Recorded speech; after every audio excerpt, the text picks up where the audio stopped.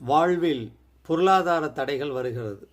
எண்ணற்ற சங்கடங்கள். நிலையான உத்தியோகம் இல்லை, வருமானம் இல்லை, படித்த படிப்புக்குரிய வேலை கிடைக்கல. கவலைப்படாதீங்க.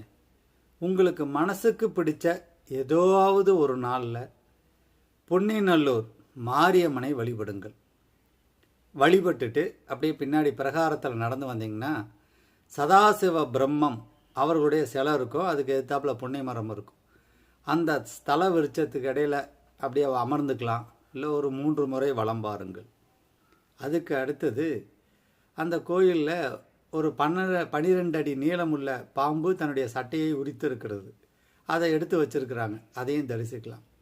உங்களால் முடிந்த அளவு ஒரு 24 நிமிடங்கள் அங்கே அமரலாம். மனக்குறைகளை தாயிடம் தெரிவிக்கலாம். பொன்னிநல்லூர் மிகப்பெரிய சக்தி வாய்ந்த ஸ்தலம். பாடகசேரி சுவாமிகளும் சதாசிவ பிரம்மே